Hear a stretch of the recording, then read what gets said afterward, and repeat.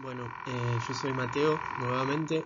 Hoy vamos a estar viendo la unidad 5, que es el modelo macroeconómico con precios fijos.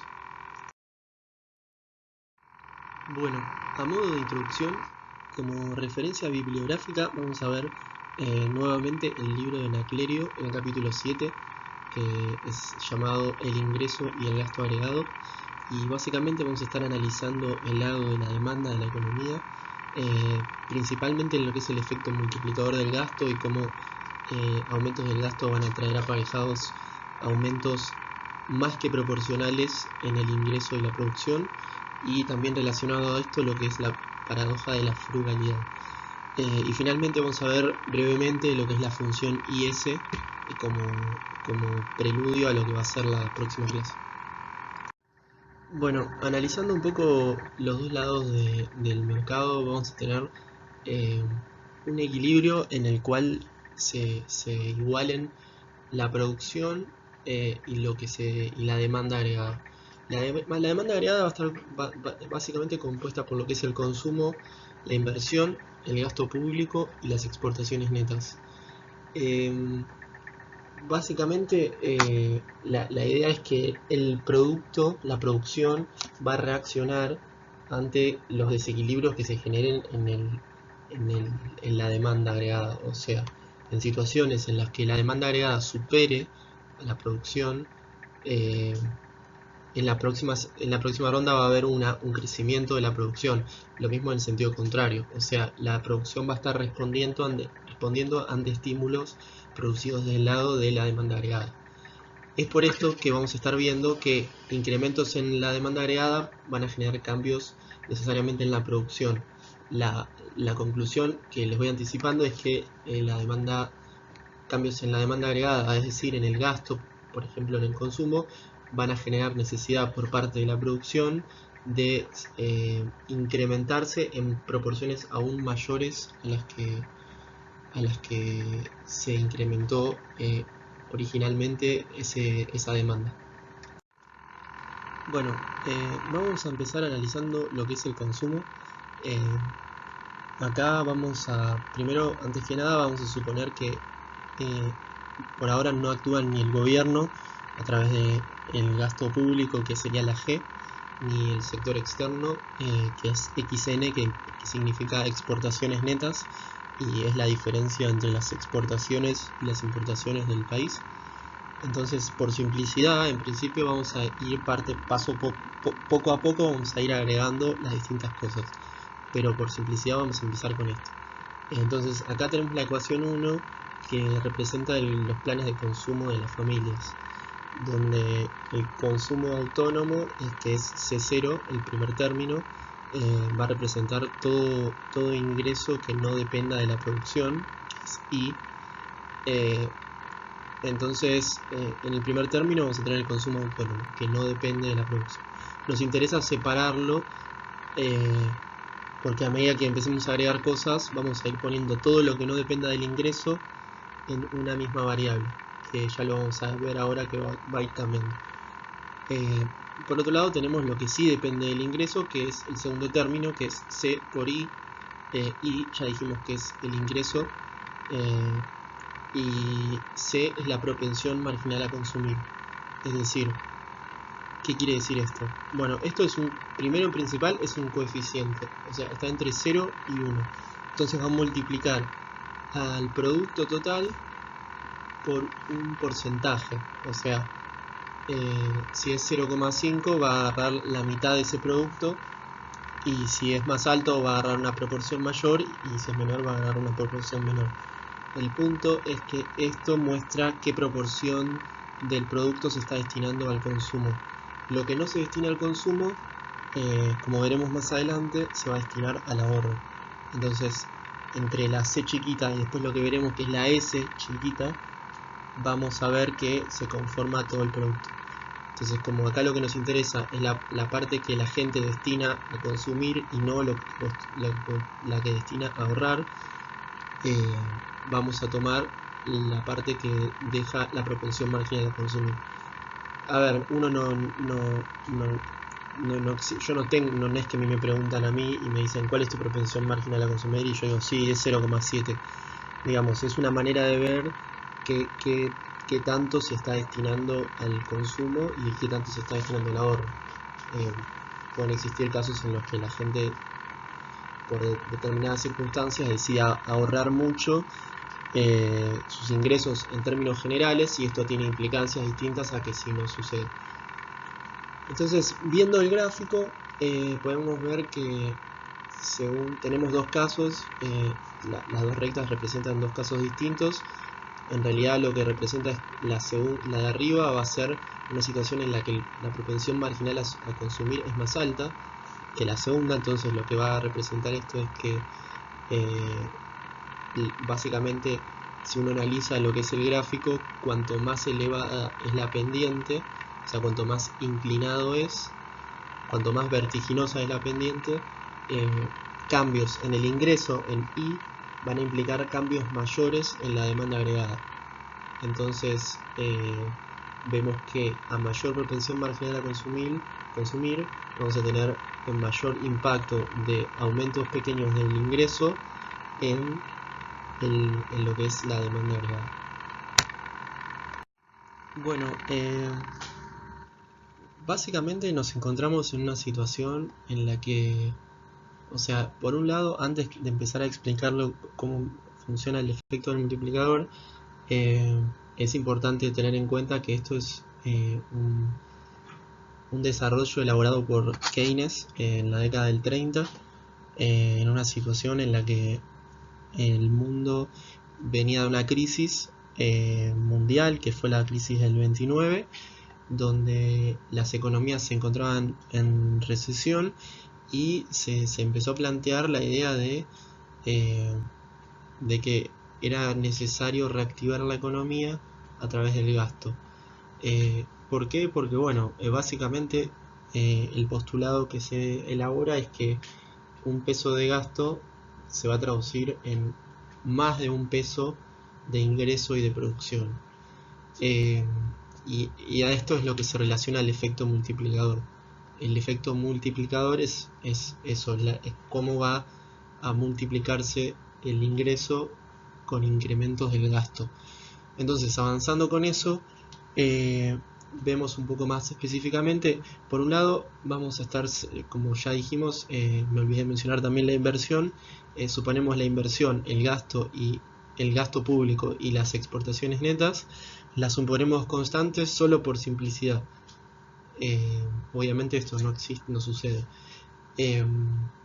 Después vamos a empezar a pensar al consumo autónomo, como lo veíamos recién, parte de lo que es el gasto autónomo en general, porque digamos, el consumo autónomo es solo una de las partes de lo que va. Después vamos a ver que también el gasto público, la inversión y las exportaciones van a tener su cuota de participación en lo que es el gasto autónomo en general. Entonces la ecuación del consumo, en vez de tenerla como vimos recién, va a quedar configurada con el gasto autónomo en su ecuación.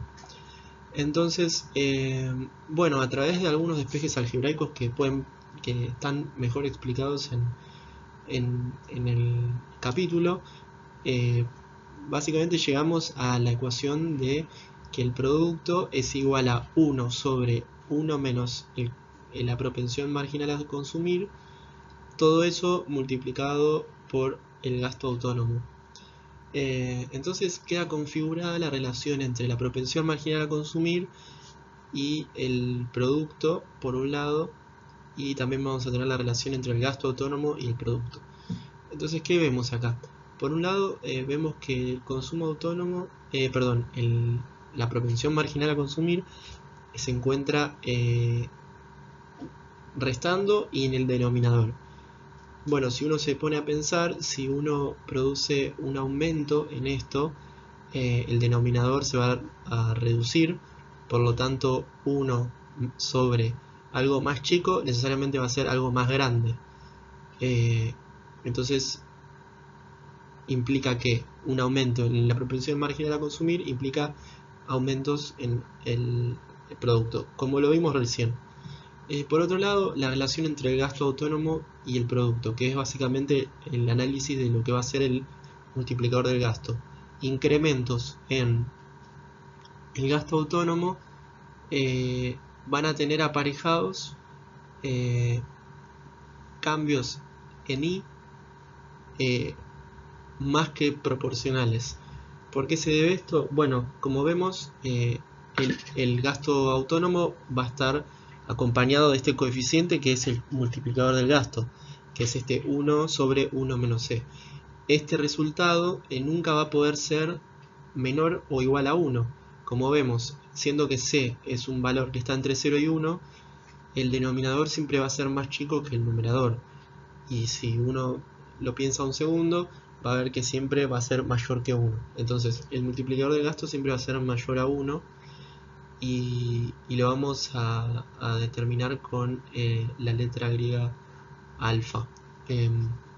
Entonces, el multiplicador se va a dar con variaciones del gasto autónomo, generando cambios más que proporcionales en el producto.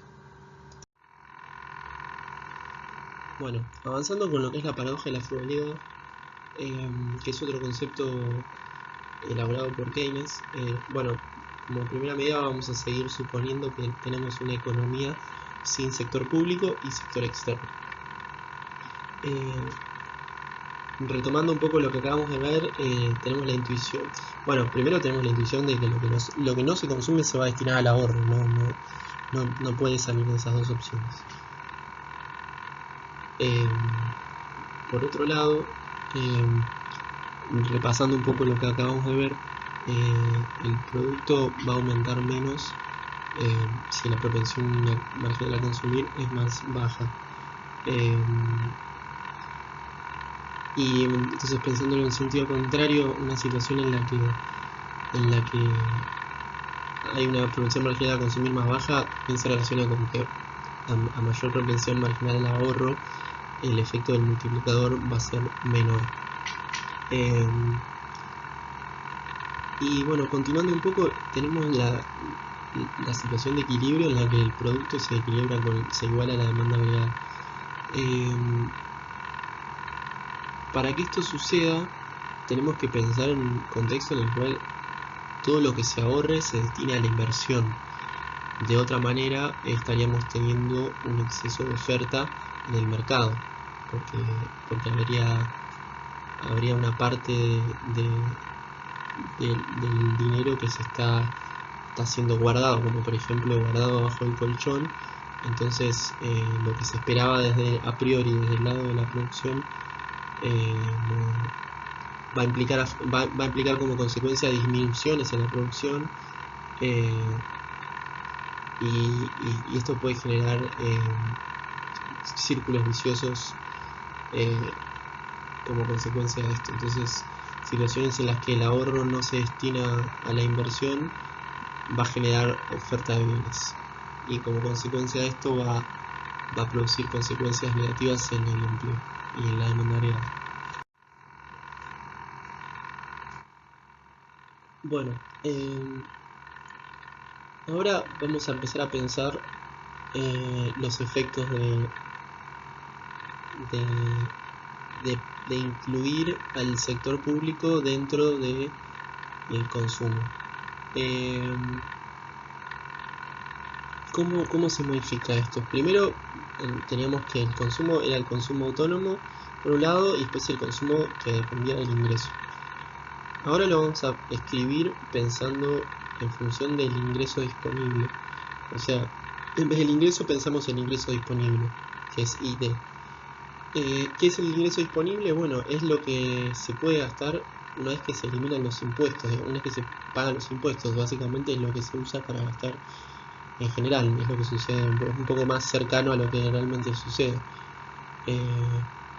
Y bueno, estos impuestos, ¿cómo se componen? Bueno, hay impuestos que dependen de los ingresos, es decir, si yo tengo más ingresos, tengo que pagar más impuestos, y hay otros que no. Entonces, esto también va a terminar repercutiendo. Y dentro de los que dependen del ingreso, bueno, lo que va a determinar el grado de dependencia del ingreso va a ser la propensión marginal a gravar con impuestos el ingreso o tipo impositivo. Entonces vamos a hacer una serie de reemplazos donde esta última ecuación de t igual a t0 más t chiquita por i lo reemplazamos en la de arriba y a su vez eso lo reemplazamos en la original. Entonces terminamos teniendo una nueva ecuación en un punto similar a lo que teníamos, pero con dos cambios. Uno en lo que es el gasto autónomo, que recién teníamos que era solo el consumo autónomo, y ahora incorporamos estos cambios en lo que es el gasto autónomo y del gobierno y la propensión marginal a consumir relacionada a los impuestos netos de transferencia, o sea, los impuestos que no dependen del ingreso. Entonces, resumiendo, es el consumo autónomo que ya habíamos visto, lo que se destina a impuestos y lo que se destina a gastos del Estado. O sea, se incorporaron ingresos y gastos del Estado. La diferencia entre los gastos del Estado y los ingresos del Estado es que los ingresos del Estado, es decir, los impuestos, tienen una parte que van a estar dependiendo del consumo. Por eso está la C chiquita ahí. Bueno, acá repetimos de nuevo la ecuación 12, que es la que acabamos de poner. Los números que pongo son con referencia al texto para que no se mareen y después las puedan buscar rápidamente. Entonces, bueno, ahí planteamos lo que es la ecuación de la demanda agregada con sector público. Ahora lo que queremos pensar es, bueno, cómo se determina, cómo va a estar representado el producto en una situación de equilibrio. Hay que pensar que esto es una situación en la que llegamos a un equilibrio. Entonces, bueno, para calcular esto vamos a agarrar la ecuación de la demanda agregada y vamos a reemplazarla por la producción. De esta manera vamos a través de una serie de pasos algebraicos que no puse acá para simplificar, pero está bueno que lo vean porque se va a entender un poco mejor. Básicamente llegamos de nuevo a una situación parecida a la de recién, pero incorporando el efecto de los impuestos. Entonces vamos a llegar a la producción de equilibrio, que la denominamos I0, que tiene lo que es el gasto autónomo. Entonces modificaciones en el gasto van a tener cambios en el producto final más que proporcionales, de la misma manera que lo habíamos visto recién. La diferencia es que ahora tenemos el 1, o sea, teníamos el 1 sobre 1 menos c, pero esta c va a estar multiplicada por 1 menos t. Entonces esta va a ser la incidencia de los impuestos en el multiplicador. Este multiplicador, que es lo que está redondeado por el círculo rojo, ahora va a ser, lo vamos a denominar alfa g, y va a ser menor al que teníamos antes. ¿Por qué? Porque al tener el tipo impositivo, la t chiquita, esto va a generar que el impulso por el lado del consumo vaya a ser más pequeño, va a estar condicionado porque ahora yo tal vez una parte la tengo que destinar a impuestos y eso no va a reactivar la producción en la misma magnitud que lo hubiese hecho si yo usaba eso que pagué para impuestos a consumir y generar impulsos a la economía global. Entonces queda conformado, concluimos que el multiplicador, una vez que incluimos el sector público, va a ser menor que el multiplicador original. Bueno, avanzando un poco con lo que es el sector público, tenemos el resultado presupuestario del gobierno, que va a ser el balance entre impuestos que recauda el Estado y su comparación con los gastos que realiza va a ser la diferencia entre impuestos y gastos. Entonces si tenemos más impuestos que gastos, o sea, impuestos implican ingresos y gastos implican gastos, la diferencia va, si es positivo, vamos a tener un superávit fiscal, y si no, un déficit fiscal. Y lo que podemos ir viendo es que cuanto más alta sea la producción, mayor recaudación fiscal tendremos. Y por otro lado, que esto es bastante importante, digamos, cuando se aumenta el gasto público, esto implica un resultado negativo para el gobierno, pero esto se va a ver amortiguado por el multiplicador, porque un incremento del gasto va a tener su costado negativo en lo que implica el gasto de por sí, pero por otro lado, en el lado de los impuestos, en el ingreso, al haber impuestos que dependen de los ingresos generales, la I, al aumentar I en una proporción mayor, van a haber ingresos que se generan por estos gastos producto del impulso a la economía, que van a amortiguar el gasto. Entonces, aumentos del gasto público nunca implican déficits fiscales de la misma cuantía. O sea, el resultado presupuestario va a disminuir, pero en una proporción menor a ese aumento del gasto.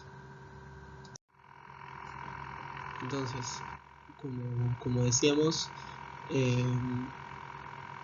una variación en G va a implicar una disminución en la recaudación de impuestos dado ese aumento, pero por otro lado implica un aumento en la recaudación impositiva, dado que aumentar G aumenta los ingresos vía T por I. Entonces el resultado es que una reducción en la recaudación va a ser más fuerte que el aumento. Entonces un aumento del gasto público va a reducir el resultado presupuestario, va a implicar una pérdida, pero va a estar amortiguado por el incremento de I. Entonces, como conclusión, tenemos que con un mayor multiplicador, menor va a ser la incidencia del aumento de G. Bueno, y ahora por último haríamos lo que es la economía abierta, donde vamos a tener la incorporación de las exportaciones netas, que es la diferencia, como ya dijimos, entre las exportaciones y las importaciones. Las importaciones van a depender del producto positivamente y negativamente el tipo de cambio real. Esto lo vimos la semana pasada. Y las exportaciones van a estar dependiendo del ingreso de otros países, dado que a mayor ingreso de otros países, mayor exportaciones. Lo que vamos a ver es que también introducir las exportaciones genera un desvío del ingreso hacia el pago en importaciones, lo que reduce el impacto en el producto, dado que las importaciones restan en lo que es el término exportaciones netas. Entonces hay una parte que se está desviando, no cuenta el gasto en importaciones, no van a entrar como ganancias en términos del producto. Entonces, haciendo otra vez el cálculo que venimos haciendo, ahora incorporamos el efecto de las importaciones, y tenemos que no solo tenemos el efecto de la propensión marginal a consumir con el tipo impositivo, sino que también va a estar incidiendo el efecto de las importaciones. Entonces tenemos un nuevo multiplicador que va a ser todavía más chico que el que habíamos visto recién. Entonces tenemos el multiplicador amortiguado en su efecto, dado la inclusión del sector público y las importaciones. Bueno, por último vamos a ver brevemente lo que es la función IS que se relaciona al ahorro y la inversión. Habíamos mencionado que el ahorro y la inversión se tenían que igualar para que se asegure el equilibrio en el mercado de bienes. Entonces, tenemos por un lado, planteamos lo que es la inversión, que tiene un componente autónomo y un componente dado por la tasa de interés, que a mayor tasa de interés la inversión va a ser menor. Esto es lógico desde el lado de que si tengo una tasa más chica me va a resultar más barato y voy a tener más incentivos a pedir préstamos o lo que sea.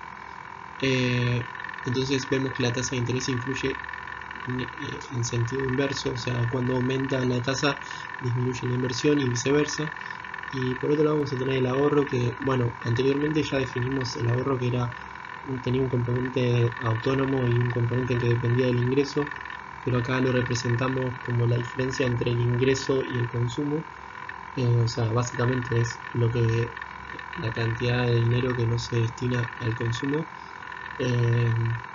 Esto se debe a que, bueno, en el capítulo del libro está hecho un poco el procedimiento matemático a través del cual se llega a despejar un poco las variables que necesitamos.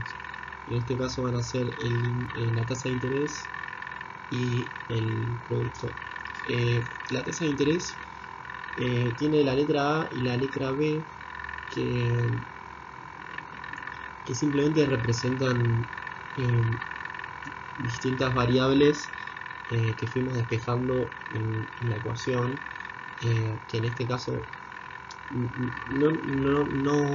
o sea, es importante, no deja de ser importante, porque nada sucede por arte de magia, pero el punto es entender que la tasa de interés va a tener una relación negativa con el producto. El componente A básicamente es un componente de gastos autónomos, y el componente B, bueno, tiene algunos componentes entre los cuales están el coeficiente de arriba, que es el coeficiente H, y la propensión marginal a consumir. Básicamente son variables que van a estar relacionadas a su dependencia con el producto, que es I. Por otro lado, lo mismo tenemos en el sentido del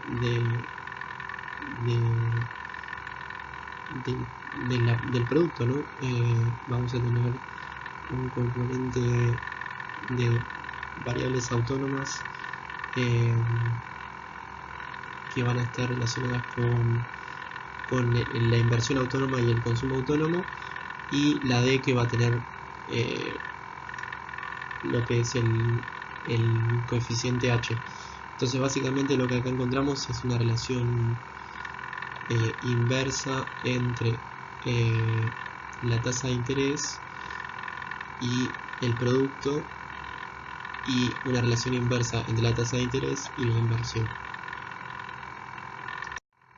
Bueno, entonces tenemos conformado lo que es la función IS. Acá tenemos 4 gráficos para visualizar un poco cómo funciona el mecanismo. Tal vez a simple vista suena como confuso, pero lo que se ve es en las líneas negras son rectas que representan puntos de equilibrio. Entonces vemos que, empezando por el gráfico de abajo a la derecha, que vemos la relación entre el ahorro y el producto. Vemos que, como pensamos lógicamente, a medida que aumentamos el producto,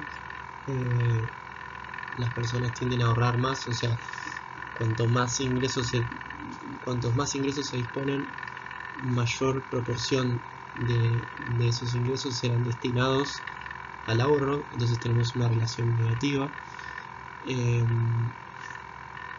Suponiendo que el ahorro es igual a la inversión, yendo al segundo gráfico, o sea, el de abajo a la izquierda,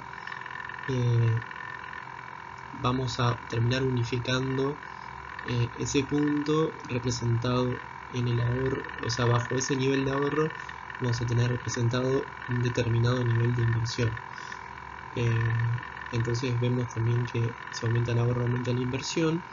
Entonces, una vez determinado ese punto de inversión, o sea, nosotros encontramos dos puntos, pero pensando en uno solo, ese determinado punto de inversión lo podemos trasladar al tercer gráfico, que es el de arriba a la izquierda, donde llegamos a ver la relación entre esa inversión a la que arribamos y la tasa de interés. Entonces vemos que un aumento en la inversión tiene una relación inversa con la tasa de interés. Entonces, si aumentamos la inversión, disminuye la tasa de interés. Entonces, en el gráfico de arriba a la derecha tenemos encontrando la recta que representa la relación entre el producto y la tasa de interés. Partiendo de la relación entre el ahorro y el producto, vimos cómo hay una relación directa entre el ahorro y el producto. Eso implica que hay una relación, considerando que todo ahorro se destina a la... O sea, considerando que el ahorro y la inversión son iguales, vamos a tener un aumento en la inversión. O sea, lo estamos considerando porque estamos pensando en los puntos de equilibrio. Esto no tiene que implicar, o sea, cuando no sucede van a haber ajustes por parte del mercado. Lo que estamos encontrando son todos los puntos de equilibrio. Estamos pensando en situaciones óptimas. Entonces, en esta situación, lo que sucede es que, bueno, entonces aumentos en el ahorro implican aumentos del producto, implican aumentos del ahorro, que a su vez se reflejan en aumentos en la inversión, que a su vez se reflejan en caídas de la tasa de interés. Entonces encontramos que hay una relación de aumentos del producto que se reflejan en caídas de la tasa de interés. Eso básicamente, el gráfico de arriba a la derecha va a ser lo que representa la curva de IS, que va a ser importante para lo que viene.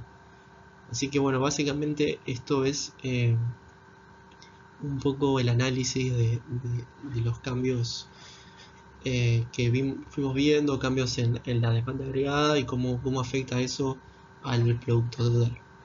Espero que les haya servido y la seguimos la próxima.